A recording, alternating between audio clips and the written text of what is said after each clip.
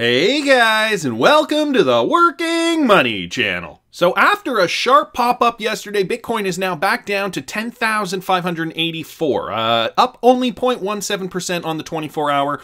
XRP here trading at just shy of 33 cents. Yesterday we saw a lot of movement. Bitcoin actually hit the $11,000 mark once again, and then dipped back down, testing that level of support. So guys, this first of all is XRP on the hourly. We can see a strong trend continuing upward, higher highs, okay? And not only that, we're seeing higher lows as well. So it looks like a strong bullish rally for XRP. And of course, that is because BTC is also climbing here. So this is BTC on the hourly. And when we zoom out here, we saw it dipped into this level of support a couple of times a few days ago, and then this strong move up, struggling to climb, but then yesterday we hit this it actually hit $11,120 per BTC. All right, before testing that level and then moving, whoops, no, that's not what I wanted to do. Put a horizontal line here before testing that level, okay, and then bouncing back down. So this is the level we have to break. It's ultimately just this zone here, okay, where we're seeing some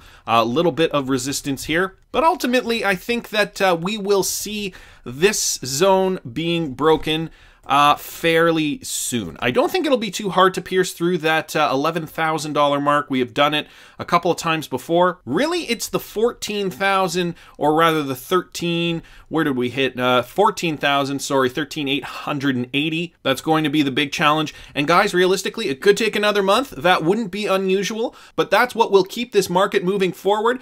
So that's a good thing. Market cap still holding steady at about 289 billion. So we were over 300 before.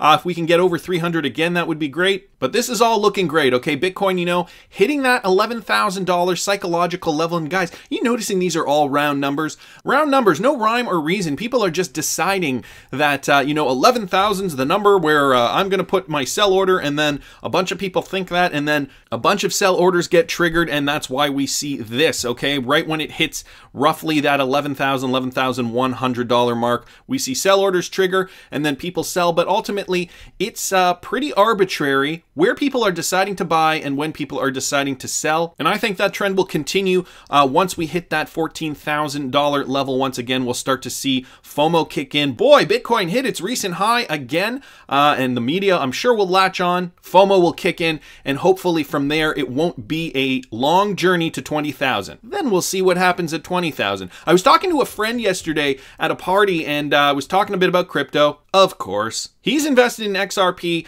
and I told him that, you know, Bitcoin did take a bit of a dump. So if you want to get into crypto or XRP, Bitcoin, whatever you choose, now would be a good time, you know, right before it rallies back up again. And he's like, well, you know, I think I'm going to buy Bitcoin when Bitcoin goes under 9,000 again. I said, you know what? You better just buy now, because I don't really think it will go under 9,000 again. He said, well, you know, we'll see. I really hope he's watching today's video, because I want you guys in the comments to let him know what you think. Do you guys really think Bitcoin will go below 9,000 again? Put it in the comments. I want to hear your opinions on this. And if he isn't watching this video and he doesn't see the comments, I will surely forward him to your comments so he can read your opinions on this. And as we continue, we got more Ripple and XRP news. So Brad Garlinghouse very much agrees with President Donald Trump's views on Libra and Bitcoin.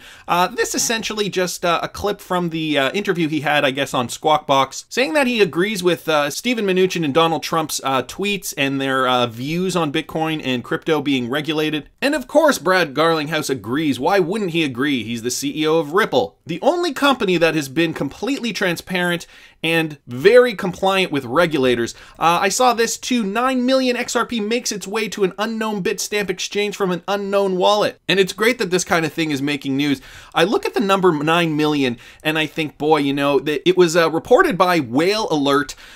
So it's that tracker, right, on Twitter that reports the large transactions. But then I did the math on 9 million XRP, and it really, well, you saw the number there. If you look at 9 million XRP, and if you were the kind of person that bought XRP, you know, when it was still sub pennies, when it was under, you know, a cent, because there was a time where it was trading at 0.006 cents. All you would have had to have put in was $54,000 to be a whale, be an XRP whale today, holding 9 million XRP. So it's kind of funny that this is what constitutes being a whale. 9 million XRP, only 54,000 USD at the beginning of 2017 or 2016 earlier. If you were one of those ones who had the foresight to buy XRP in 2016 or 2015 or what have you. This on Twitter too, from Ant1, that's at Ant159694954 on Twitter. And I know a couple of YouTubers have covered this already. It's regarding the Bank of America patent and how it displays the use of the Ripple ledger.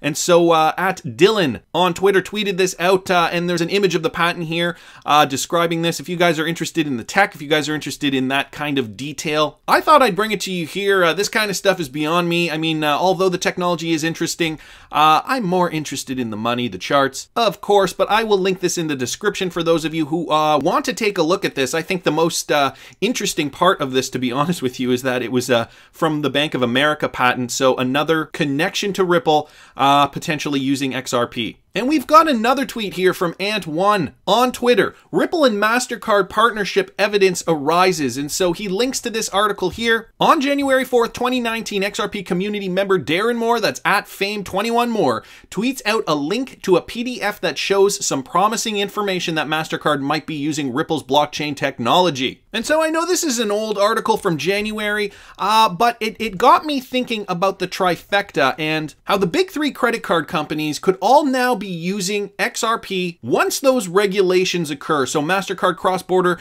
B2B payments and remittances, blockchain-based payments, and smart tags for predefined events under insurance policy allows the increasingly eased reimbursement experience as well as speed of funds received. Ripple Payments blockchain solution. So again, from the beginning of this year, but as we know, as the year has gone on, we have seen developments. And so this is American Express and Santander team up with Ripple for cross-border payments via blockchain. And as you guys know, a few months ago, Visa finally inked the deal with Ripple partner Earthport after clearance by UK competition watchdog. So, you know, there was evidence that Mastercard was doing some testing. That could have been before the Earthport deal was signed. And we know about the Amex thing and Visa as well.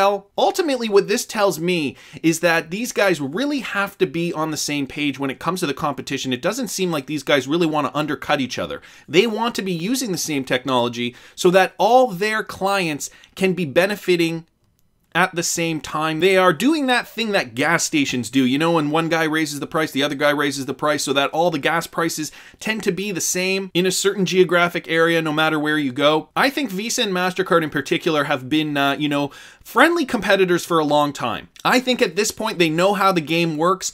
You know, Amex as well. All these guys know how the game works. They realize the technology is on the doorstep, and I think that they are probably playing nicely with each other, not looking to really undercut each other.